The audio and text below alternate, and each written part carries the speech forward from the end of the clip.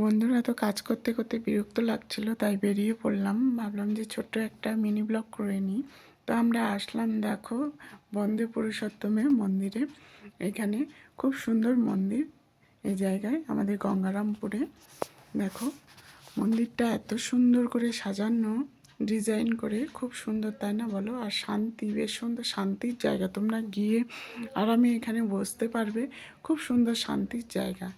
দেখো, হোয়াইট আর ডিজাইন করেছে, বেশ সুন্দর লাগছে, তাই না? অনুকূল ঠাকুরের মন্দির, তোমরা সবাই জানো যে বন্দে পুরুষোত্তমের মন্দির অনুকূল ঠাকুর মশাইয়ের। তো এই দেখো, এখানে একটা মোরগ ফুল, কি সুন্দর লাগছে না ফুলটা?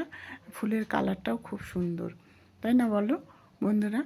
খুব খারাপ লাগছিল, যে ভালো লাগছিল না, তাই ভাবলাম যে লাঞ্চ টাইমের পর একটু বেরিয়ে পড়ি, মাইন্ডটাও ফ্রেশ হয়ে যাবে। সবসময় কাজের মধ্যে থাকলে না মাথাটা চাপ ধরে থাকে। তো ভাবলাম যে না, মাইন্ডটা একটু ফ্রেশ করি। তো বেরিয়ে পড়লাম বান্টি আর আমি। দেখো, মন্দিরটা খুব সুন্দর, তোমরা এসো কিন্তু আমাদের গঙ্গারামপুরে। খুব সুন্দর মন্দিরটা।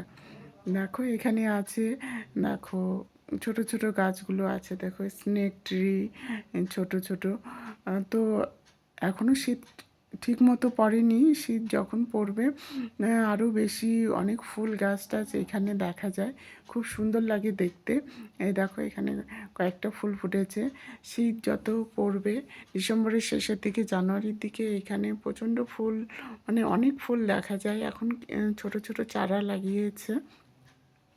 এই দেখো, এই ফুলগুলো ফুটেছে, খুব সুন্দর লাগছে দেখতে।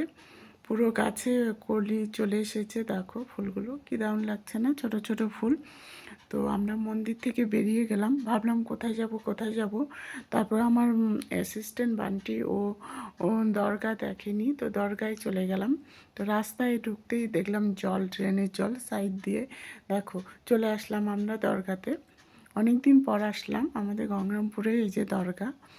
তো এখানে সিন্নি মেলাও হয় এই জায়গায়, বড় একটা মেলা হয়। এই দেখো, বানগড় রাজার আমল থেকে এই দরগা, দেখেছ?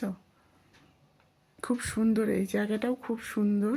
এই জায়গায় এই দেখো, লেখাগুলো দেখো, জানি না কি লেখা আছে এখানে, এখনো পর্যন্ত কেউ উদ্ধার করতে পারেনি এই লেখাটা কি।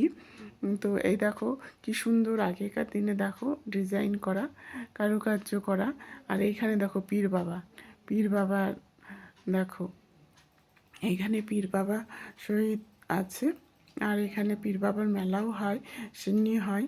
এ দেখো বাচ্চারা খেলছে, খুব সুন্দর জায়গাটা, তাই না বলো?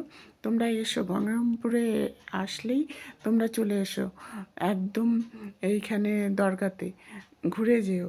খুব শান্তির জায়গা, আর জায়গাটা খুবই সুন্দর। তোমরা একবার আসলে তোমরা দেখতে পাবে। ধলদিঘির একদমই ধারে, এই দেখো ধলদিঘি দেখা যাচ্ছে, একদম ধলদিঘির পাড়েই এই দরগা। এখানে তো মেলাটা হয় না, প্রচণ্ড, মানে কি বলবো, অনেক অনেক মেলা হয়।